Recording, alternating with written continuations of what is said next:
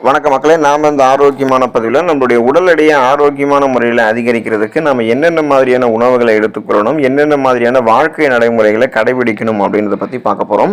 இன்றைய காலகட்டத்தில் உடல் எடையை குறைக்கிறதுக்கு பலரும் முயற்சி செய்கிறாங்க. அதே அளவு உடல் எடையை அதிகரிக்கிறதுக்கும் சிலர் முயற்சி செய்கிறாங்க. சிலர் உடல் எடையை அதிகரிக்கிறதுக்கு ஃபாஸ்ட் ஃபுட்டு, ஆரோக்கியம் இல்லாத உணவுகள் எல்லாம் சாப்பிட ஆரம்பிக்கிறாங்க. இது உடலுக்கு தீங்கு விளைவிக்கும்ன்றதை ஞாபகம் வச்சுக்கோங்க. ஆரோக்கியமற்ற வழிகளில் உங்களுடைய உடல் எடையை அதிகரிக்கிறதால பிபி ப்ராப்ளம், சுகர் ப்ராப்ளம், இதயம் தொடர்பான பிரச்சனைகளான கொலஸ்ட்ரால் பிரச்சனை எல்லாம் உங்களுக்கு வர ஆரம்பிக்கும்ன்றதை நீங்கள் மறந்துடாதீங்க. ஸோ இந்த நிலையில் ஆரோக்கியமான முறையில் உடல் எடையை அதிகரிக்கிறதுக்கு நம்மளுடைய உணவுகளோடு சேர்த்து வயதிற்கு ஏற்ப சில கலோரி அளவுகளை நம்ம உட்கொள்ளணும். சில நேரங்களில் குறைந்த எடை காரணமாக தன்னம்பிக்கை கூட நமக்கு பார்த்தோம்னா பலவீனம் ஆகிடும். இதனால் நம்ம வெளியில் செல்றது கூட தயங்குவோம். ஸோ உடல் எடையை அதிகரிக்க நினைக்கிறவங்களாம் சிறந்த தூக்கம் முதல்ல அவங்களுக்கு இருக்கணும். உடற்பயிற்சியோட உணவிலும் கூடுதல் கவனம் செலுத்த வேண்டியது அவசியம். அதனால் நம்ம ஆரோக்கியமான முறையில் உடல் எடையை அதிகரிச்சுக்கலாம். ஸோ அதுக்கான வழிமுறையை பற்றி விளக்கமாக பார்க்கலாம். அது பார்க்குறதுக்கு முன்னாடி இந்த வீடியோவுக்கு மட்டும் ஒரு லைக் கொடுத்துட்டு இந்த தகவலை உங்களுக்கு தெரிஞ்சவங்களுக்கும் ஷேர் பண்ணிவிடுங்க. ஏன்னா இது அவங்களுக்கும் பயனுள்ளதாக இருக்கக்கூடிய ஒரு ஆரோக்கியமான பதிவு தான்.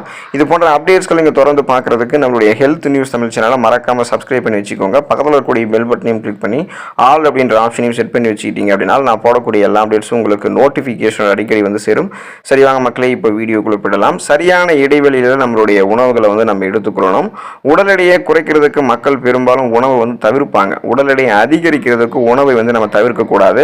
ஆரோக்கியமான கலோரிகள் இருக்கக்கூடிய உணவுகளை நம்ம எடுத்துக்கணும். இப்போ காலையில் நம்ம வீட்டை விட்டு வெளியேறதுக்கு முன்னாடி ஆரோக்கியமாக நம்மளுடைய பிரேக்ஃபாஸ்ட், அந்த காலை உணவை நம்ம சாப்பிடணும்.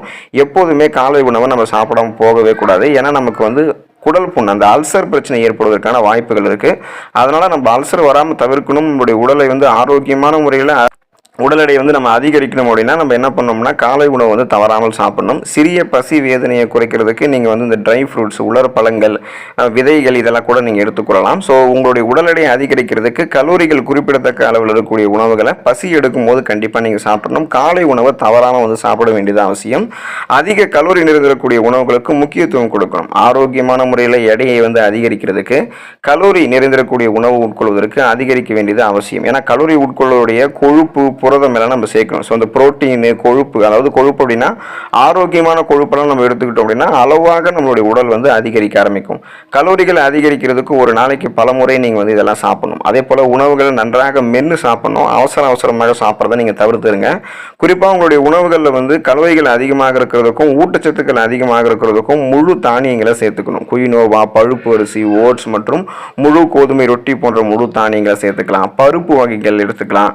குறிப்பாக காய்கறிகள், வாழைப்பழங்கள், மாம்பழம், திராட்சை, கொட்டை வகைகள், அதாவது இந்த பாதாம், நட்ஸ் வகைகள், நெய் மற்றும் எண்ணெய், இதெல்லாத்தையுமே ஆரோக்கியமாக உங்களுடைய உணவுகளில் சரி விகித அளவில் சேர்த்துக்கிட்டீங்க அப்படின்னா உடல் எடையை அதிகரிக்க ஆரம்பிக்கும். பால் மற்றும் பால் பொருட்களுக்கு முக்கியத்துவம் கொடுக்க வேண்டியது அவசியம். ஏன்னா எடையை அதிகரிக்கிறதுக்கு கண்டிப்பாக பால் பொருட்களை உணவுகளை சேர்த்துக்கலாம். நம்மளுடைய உடல் எடை ஆரோக்கியமான முறையில் பக்க விளைவுகளே இல்லாமல் அதிகரிக்க ஆரம்பிக்கும்.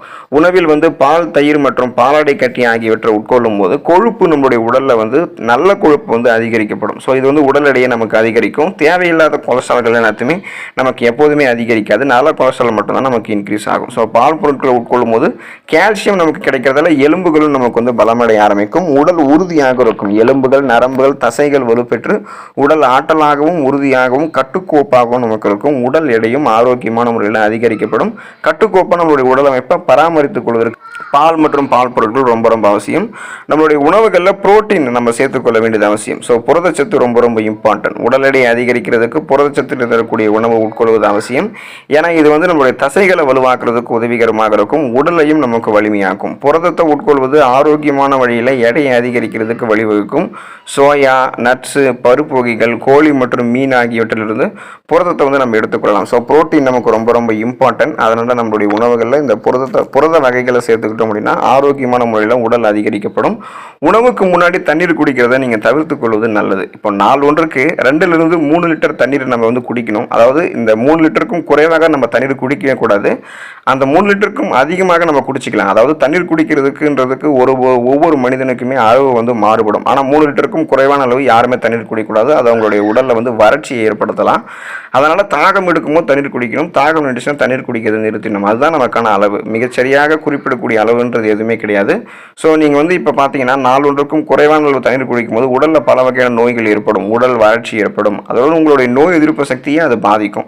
அதனால் நீங்கள் பார்த்தீங்கன்னா உணவுக்கு முன்னாடி தண்ணீர் குடிக்கிறத தவிர்க்கணும். ஏன்னா இதை நீங்கள் செய்வதன் மூலமாக நீங்கள் நல்லா சாப்பிட ஆரம்பிப்பீங்க. அதிக கலோரிகள் உங்களுடைய உடலில் வந்து சேர ஆரம்பிக்கும் போது எடை அதிகரிப்பு ஆரோக்கியமாக இருக்கும். கூடுதலாக நீங்கள் உடற்பயிற்சி செய்ய வேண்டியது அவசியம். நீங்கள் சாப்பிடக்கூடிய உணவுகளுக்கு ஏற்றது போலவே உடற்பயிற்சி செய்யணும். அதாவது உடல் எடையை குறைக்க உடற்பயிற்சி அவசியம்.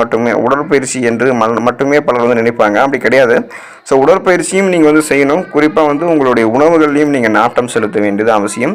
எனவே உடலை ஆரோக்கியமாக வைக்கிறதுக்கு உடற்பயிற்சி செய்யிங்கன்னா தசைகள் வலுவாக ஆரம்பிக்கும். உடலுக்கு வந்து பார்த்தீங்கன்னா எடையை அதிகரிக்கிறதுக்கு நீங்கள் சாப்பிட்டுக்கூடிய உணவுகள் வந்து ஊட்டச்சத்துக்கள் உறிஞ்சப்பட்டு நலமோடு உங்களுடைய உடல் எடையை நீங்கள் மேம்படுத்திக் கொள்ளலாம். அதனால் உடல் எடையை அதிகரித்து கொண்டு நலமோடு இருங்க. அடுத்த பதிவில் மறக்காமல் சந்திப்போம். நன்றி மக்களே.